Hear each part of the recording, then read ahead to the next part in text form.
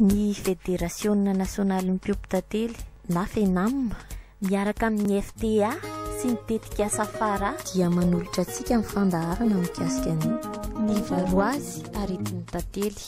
Madagasikara dia miavaka amin'ny fananany vokatra tantely maro karazany. Faritra maro eto amin'ny nosy no afaka mamokatra tantely. Ireo faritra voafaritra amin'ny lokomena eo amin'ny sary dia afaka mamokatra tantely avokoa. Faritra 17 amin'ny 12 eto Madagasikara no afaka mamokatra tantely. Noho izany dia vokatra tantely samihafa no azo arakaraka ny toe-tany sy ny toe-trandro isaky ny faritra. Ao ny tantely azo avy amin'ny kininina, ny tantely azo avy amin'ny yaouli, ny tantely azo avy amin'ny letchi, ny tantely azo avy amin'ny voaroy, ny tantely azo avy amin'ny voambona, ny tantely azo avy amin'ny mokonazy, ny tantely azo avy amin'ny ala sy ny sisa. Eny, ny famokarana no antoky ny lalam-piariana. Raha tsy misy ny vokatra dia tsy misy ny lalam-piariana. Maro ny vokatra azo avy amin'ny fiompiana tantely. Ao ny tantely ranony sy ny tantely zanany, ny voniny, ny savoka, ny propolisy sy ny sisa. Tsy azo adinoina fa ny tantely no miantoka ny 700 ny famindrana vovombony eto ambonin'ny tany. Miantoka ny abetsaka sy ny hatsara ny vokatra maro hafa ny tantely, toy ny hazo na ny voankazo. Iny miantoka ny hatsara ny vokatra toy ny letchi izay mampalaza ny Madagasikara. Miantoka ny fiarovana ny ala sy ny ao anatiny koa izy. Raha ny eto Madagasikara no resainy, ny tantely no miantoka ny 20 ka hatramin'ny 70 isanjato ny fidiram-bola amin'ny mpiompi-tantely izay miisa eo amin'ny 2,1 alina eo. Ankoatr'izay dia miantoka ny fidiram-bolan'ireo an-tapitrisa izay tsy mpiompy fa mampiasa ny tombontsoa azo avy amin'ny fisiana tantely. Nanomboka tamin'ny volana febroary 14 anefa dia nambara tamin'ny fomba ofisialy ny fisian'ny aretina varoazy eto Madagasikara. Ny fahatongavan'ny aretina varoazy eto Madagasikara dia manova ny fomba fitondra ny lalam-piariana tantely. Ireo mpiompy tantely izay mpamokatra no voakasika voalohany manoloana ny trangan'aretina. Ahafahan'izy ireo miaina miaraka amin'ny aretina sy miomana amin'ny fahatongavan'ny aretina dia ilaina ny mampafantatra ny momba ny varoa sy ny varoazy. Inona ny varoa ary inona ny varoazy? Ny varoazy dia aretina azo avy amin'ny kongona atao hoe varoa. Varoa destructeur na varoa Jacobsoni no anarany ara-tsiantifika. Ny varoa dia bibikely, kongona mitsesitra ny ranon'ireny tantely sy ny ranony zana-tantely izay mbola ao anaty sakivy. Ny varoa dia bibikely hita maso, voloina, miloko mena manja, indraindray misy petina mainty, izay mirefy eo amin'ny 2,5 mm hatrany halavany ary 2,5 ka hatramin'ny 2,9 mm ny sakany. Fa manahoana kosa ny fomba fitombon'ny varoa? Rehefa matoy ny varoa vavy dia miditra ao amin'ny zana-tantely dia hosaromany mpiasa. Manatody iray ka hatramin'ny 12 izy. 12 andro no faharetan'ny fahafoizany. Miara-foy amin'ny zana-tantely ety ivelan'ny maso tantely izy avy eo. Ary manahoana kosa ny momba ny fisehon'ny aretina? Ny fisehon'ny aretina dia afaka jerena ivelan'ny trano tantely sy anaty trano tantely. Ny fisehon'ny aretina ivelan'ny trano tantely. Amin'ny fotoana iatombohan'ny fidiran'ny varoa dia tsy misy soratra mivantana hita. Afaka 4, 5 na 9 volana aorianan'ny idiran'ny varoa dia misy reny tantely maty na zana tantely maty avoaka ny mpiasa-panadio ety avelan'ny trano tantely. Miankina amin'ny habetsaky ny varoa anaty tohatra ny habetsaky ny reny tantely na ny zana tantely maty ety ivelany. Afaka enim-bolana no mihoatra dia mihavitsy ny reny tantely miasa izay mivoaka sy miditra ao anaty trano tantely. Tampotampoka eo tsy misy intsony na mandositra na misitaka ny tohatra na maty tanteraka ny andeha tantely. Maty dia reny tantely ary farany manomboka miditra ny vitika sy ny samoina. Ny fisehon'ny aretina anatin'ny trano tantely. Ny fitsirihana ny ao anatin'ny trano tantely na ny tohatra no ahafahana manaraka ny fisehon'ny aretina tsara. Ireto avy ny tranga mety ho hita rehefa mijery ny anaty trano tantely misy varoa. Misy bibikely miloko mena manja miraikitra ny amin'ny lamosiny reny tantely. Mihamaro isa ny bibikely rehefa tsy tsikaritra sy tsy mpandray fepetra araka ny faharetan'ny piopy. Misy reny tantely mpiasa bory elatra sy bory-kibo. Miamintsy tongatongana ny faritra misy ny atodin'ny mpanjaka ary mialoso simba ny toerana ny sakivy. Tsy voadio mpiasa intsony ireo zanan-tantely maty sy lo anaty masy tantely ary mihamasiso ny ao anatin'ny tohatra. Raha mbola betsaka ireo mpiremby dia mbola miasa sy manangona mamy tantely ihany na mandositra na mandao ny ankanina izy rehetra raha tsy noboriana ny elatry ny mpanjaka na mihavitsy ny andian-tantely. Mivoaka ivelan'ny vaty izy ireo raha tokany notapahana na noboriana ny elatry ny mpanjaka. Maty tanteraka ny andian-tantely. Manjaka ny fahavalo toy ny samoina sy ny vitika. Ahoana ny fomba hitsirihana ny fisian'ny varoa? Ny voalohany manokatra tohatra ary mijery mivantana ireo papy tantely sy reny tantely. Ireo fitaovana ilaina amin'izany dia ny tohatra misy kadra ahina fa misy varoa ary ny maso mahita tsara. Aorian'ny fitsirihana ny kadra misy zana tantely indrindra ireo vao fohy dia tokony ahitana varoa.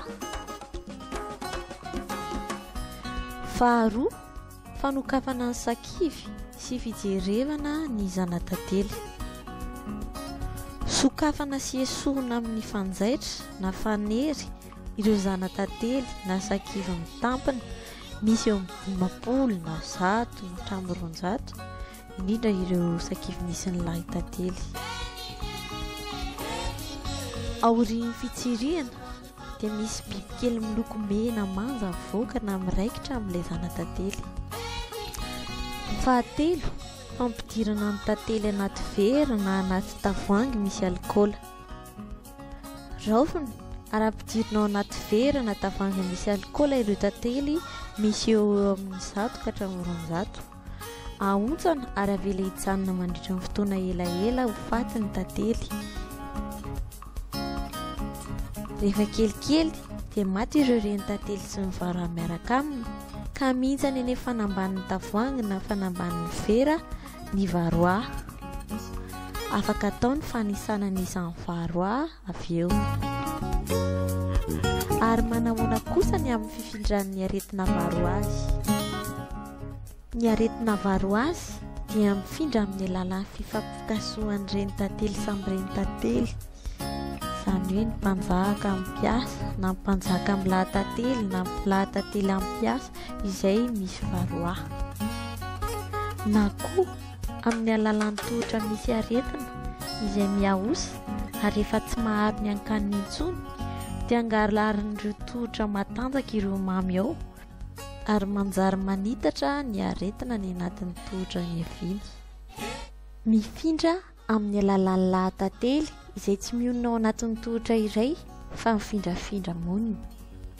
Mifindra amin'ny alalan'ny andian-tantely mifindra monina izay entina mody an-tanàna na novidiana nefa tsy fantatra ny fiaviany sy ny fahasalamany indrindra raha efa misy varoa izy. mifindra amin'ny alalan'ny famondrana cadre na famondrana andia tantely akana vokatra ny toerana hafa. Mifindra ny tsy fahalalana an'ireny tantely sy ny tsy fahalalana amin'ny varoa. Inona ary ireo fepetra tokony ho raisina raha efa misy ny aretina? Ny tokony atao rehefa vita ny fitsirihana ka misy varoa dia atao ny fampahafantarana amin'ny piopy, fikambanana, indrindra misehatra sy ny manodidina rehetra. Ny tompona andraikitry ny fahasalaman'ny biby fiompy, ny ministera, ny fisian'ny varoa. Ankoatr'izay, atao izay ampihenana ny varoa amin'ny alalan'ny fanesorana ireo zanatantely lahy, indrindra raha tsy ompi-mpanjaka. Rehefa tena betsaka ny varoa dia esorina ny ankamaroan'ny mamy tantely, ny ambombava hitsinjovana ny sakafo ny sisa no hajanona. Eferina ny vata. Ny faritra mafana no misy ireo reny tantely sy hafahan'ny mitombo ary hitarina tsikelikely araka ny fivoarana misy. Miroso amin'ny fitsaboana na ny fampiasana fanafody mamono ny varoa, tsy mamono reny tantely, tsy manimba ny kalitaon'ny mamy tantely. Manara-maso akaiky ny fiompiana. Ny tsy azo atao. Tsy tokony hafenina ny fisian'ny varoa satria mifindra aingana izy. Tokony ampahafantarana ny sampandrara voakasika sy ny manodidina rehetra. Tsy tokony raviravin-tanana ny rehetra fa tokony mahalala sy halala ny varoa, ny fianaky ny varoa, ny faritra rehetra efa misy varoa eto Madagasikara. Fadiana sy hajanona tanteraka ny famezivezena ny andiha tantely misy. Ny hafatra. Ny tena fampitana dia miseho le valanaretina mahakasika amin'ny tantely amin'izao fotoana amina faritra vitsivitsy Madagasikara, ary misy hiraka ny fédération zany izay tsy maintsy mampahafantatra antsika mpiompy rehetrarehetra momba nyty aretina ty ao anatiny zany na ny fisehony ny zavatra tokony hiatrehantsika azy. Ka ny hafatra tena mampitaina ny tsindriana mafy zany dia ny fisehon'le aretina io misy fomba tsotsotra azo atao ahafahantsika mamantatra an'izany, fa mila atsika vonona, tsy atao mampitahotra koa le izy miteny an'izany mihitsy zay atao amin'ny FENAM, fa mila vonona atsika ara-tsaina, ara-teknika, fa indrindra ihany koa zany ara-pahalalana. Tiana ho tenena amin'izany dia hoe mila mifanakalo hevitra sy mifanerasera akaiky atsika any amin'ny fototra ary ny fédération agnivon'ny faritra dia ny tinivon'ny FENAM national zany. Tsara ho tenena ihany koa ngamba ao anatin'izay zavatra zay misy zany ireo zava-maniry izay efa azo ampiasaina amin'izao fotoana zao zany. Anisany ohatra ny lohamenaka na ny huile essentielle avy amin'ny thym, ka dia efa mila vonina sahady sika rehetrarehetra mifanometanana izay tokony hatana zany ny masomboly na efa afaka mamboly sahady an'le thym, satria io zany ny fototry le fanafody izay iadina amin'izao fotoana izao amin'ity aretina ity. Io moa tsika rehetrarehetra zany arak'izany hoe ilaina koa ny fanitara-pahalalana zany momba ny fiatrehana n'ity aretina ity, dia mety hahafantatra koa tsika zavatra hafa izay azotsika hampiasaina, ka mifanantona kaikaiky zany zay ny tena atao hoe fangatahana amintsika tatsahana namana rehetrarehetra, indrindra fa mipiompy fa ny FENAM dia tsy manilika hoe tatsaha efa manao fiompiana manara-penitra ihany, fa na ny mbola nentim-paharazana ary dia hitanina mihitsy zany atsika hoe atao ezaka hanao an'le fiompiana manara-penitra satria io no mahamora le fiadina amin'ity aretina tantely ity amin'izao fotoana izao. Raha ho an'ny faritra Namoromanea manokana zao dia nisy ezaka efa natao amin'ny mahasolo tena ny mpiompy sady mpiompy tantely raha teo zany agnivon'ny faritra iny, nisy ezaka efa natao ny fiaraha-miombonatoka amin'ny mpiara-miombonatoka ara-bola na ara-teknika, indrindrandrindra moa ho an'ny soapandaharaha-mpanjakana zany ohatra ny service vétérinaire na ny élevage, dia ilayntsika mihitsy satria nataonay zao ohatra ny faritra Namoromanea nampiasaina zao amin'ny tilinan'ity aretina ity tany amin'ny faritra Namoromanea dia nijerena le vavahady mitidirana isan'izay ny tandavana alatsinanana, ny lalam-pirenena fahafito na ny limite na ny faritra namoromany mihitsy hoe aiza ny tokony idirana zay aretana zay avy aty varatra indrindraindrindra satria faritra varatra zany efa misy voakasiky n'le aretana ka izay zany de fomba natao fa tsy vita ny mpiompy tantely samy reo fa ny raha miasa amin'ny gendarmerie sy ny polisy ary ny sapandraharahan'ny fiompina ka eto zany zay de mametraka koa tsy mampita ny hafatra antsika tatsaha hoe raha hiatrika n'le aretana atsika zao de mila mampita zany tsika rehefa mijery ny fiompiana zay ataotsika raha vao mahita zavatra ka mampiahy hoe fitrangan'le aretana de tokony tonga de mampita vaovao amin'ny sapandraha akaiky indrindra na ny manam-pahefana sy le tompony ndraiky mpanjakana ohatrany hoe sy fokotany ny be ny tanàna na ny district koa raha tsy maninona zany na ny service vétérinaire de izay zany ny tadiavina amitsika hoe aoka atsika tsy hafiafy mihitsy ary tsy atahotra ihany koa satria efa asa-piompiana ivelomatsika amelomatsika fianakaviana ary fidiram-bolantsika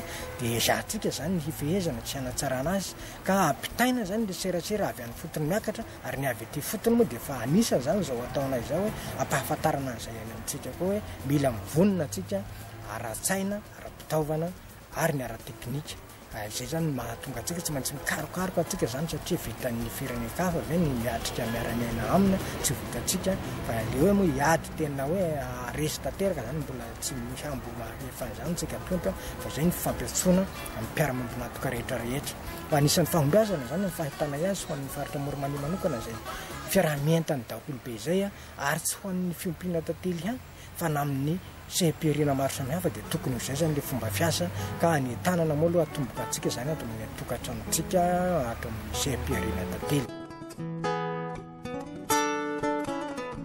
izay indray any no azona tolotra ho atsika raha ny mikasika ny varo azy ary tsy ny tantely no resahina misaotra atsika naharitra ny aino ary manao velomantsika rehetra